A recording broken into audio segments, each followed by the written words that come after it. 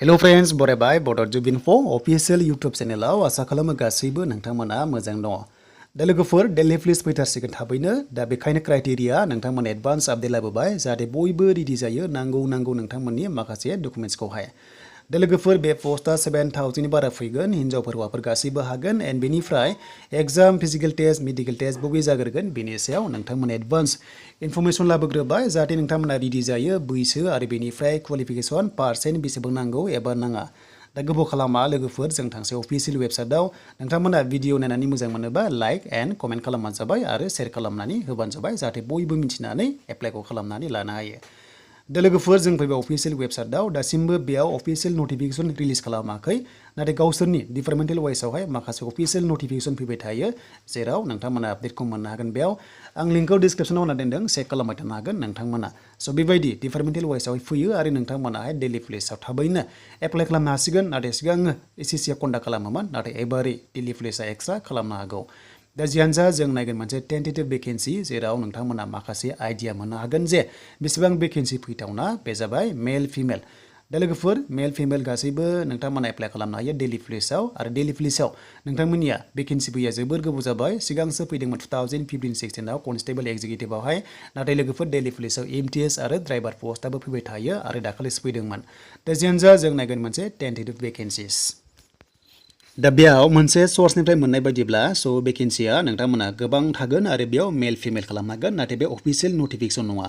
दा बे मोनसे टेन्टेटिभलि खालामनाय 7,547 भेकेन्सि बेनि गेजेराव हौवाफ्रा दङ 5,056 दङ एन्ड बेनिफ्राय हिन्जावफ्रा दङ 2,491 बेखौ नोंथांमोना जाहाथे नायना लायो। स' बेयाव डेली प्लेसआव हिन्जावफोर हौवाफोर गासैबो एप्लाइखौ खालामना लानो हायो बेनो जाबाय कनस्टेबल एक्जिकिउटिभ पोस्टआव एन्ड बेनिफ्राय एसटि वाइस नायोब्ला हौवाफ्रा 302 दङ एन्ड हिन्जावफ्रा 150 दङ। स' बे जाबाय एसटि वाइसआव आरो ओभारअल नायोबा 452 भेकेन्सि एसटिआव थागोन एन्ड बेनिफ्राय काट अफआ एसेबां गोजौ थाङा डेली पुलिसाव आरो जों बांसिन मिथिया डेली पुलिसावबो साख्रि ओंखारो होननानै नाथाय खायसे मिथिगौ मिनिमाम बाट मेक्सिमाम मिथिया बेसेबां क्राइटेरिया एन्ड सेलेक्सन प्रसेस खालामो। दा लोगोफोर सेलेक्सन प्रसेसखौ आं नोंथांमोननो खिथागोन। दा बेनिफ्राय बेयाव बेसेबां क्वालिफिकेसन नांगौ बे इम्पर्टेन्ट आपडेट खायसे मिथिगौ आरो बेखौबो खायसे मिथिया। स' बेयाव 10 पासआ हाया कनस्टेबल एक्जिकिउटिभआवहाय नांगौ नोंथांमोना एचएस पास जेबो पार्सेन्ट नाङा नाथाय नोंथांमोना जेबो पार्सेन्ट नाङा नाथाय एलएमबि ड्राइभिं लाइसेन्स थानांगौ स्मार्ट कार्ड आरो बेयाव लार्नारा एक्सेप्ट जाया।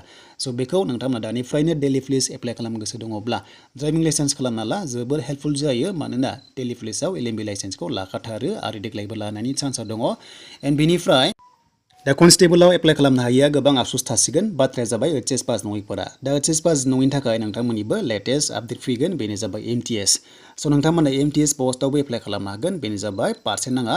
स' बेयावबो जेबो पार्सेन्ट नाङा खालि 10 पास जानाय लोगो लोगो एमटिएस पस्टआव नोंथांमोना एप्लाइ खालामनो हागोन आरो बे भेकेन्सिया बेसेबां थागोननो बेनो जाबाय सिभिलियान डेली पुलिसाव थागोन 888 भेकेन्सिस आरो बेनो जाबाय हौवाफोर हिन्जावफोर एमटिएस पस्टआव हागोन गासैबो हागोन नोंथांमोनाहाय। दा जियानो जा 10 पास जानाय लोगो लोगो एमटिएसआव हाखायो। स' बेनिफ्राय एसएससि कनस्टेबलाव नोंथांमोना जायफ्रा एग्जाम होदों 20 मार्चआव रिजाल्ट मोननायनि चान्सआ दङ आरो लोगोसे फिजिकेल टेस्टआव नोंथांमोनखौ लेंहरसिगोन बेनो जाबाय एप्रिल एन्ड मेआव चान्सआ दङ।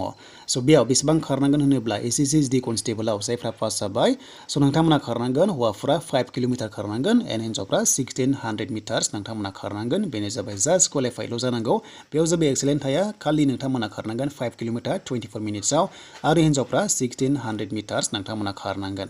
स' बेनिफ्राय मेडिकेल टेस्ट आरो बे जाबानो पास जासिगोन एन्ड बेनिफ्राय नोंथांमोना डेली पुलिसाव फार्स्टआव मा जागोननो एग्जाम।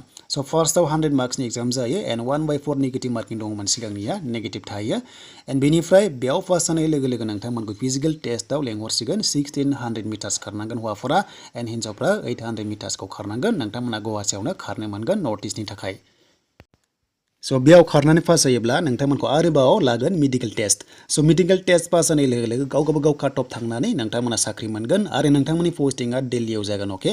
स' नोंथांमोना बे 1600खौ 7 मिनिट गाहाम मोनो जाहाथे मोजाङै खारो आरो नोंथांमोना क्वालिफाइड खालामगोन आरो मेडिकेल टेस्टआव पास जाबानो नोंथांमोना साख्रि मोनसिगोन। स' बेनोमोन हाइट एन्ड सेजखौ नोंथांमोना नेक्स्टआव लाना फैगोन गासैबो प्रसेसखौहाय। दा फार्स्टआवनो exam physical test and medical test जानानै नोंथांमोननि सेलेक्सन प्रसेस जागोन बेनो जाबाय डेली पुलिसाव। स' बेनोमोन लोगोफोर दिनैनि डेली पुलिसनि लेटेस्ट आपडेट क्राइटेरिया। स' नोंथांमोना बुजिबाय जास्ट नोंथांमोना ड्राइभिं लाइसेन्स एप्लाइ खालामना ला जाहाथे इलिजिबल जायो।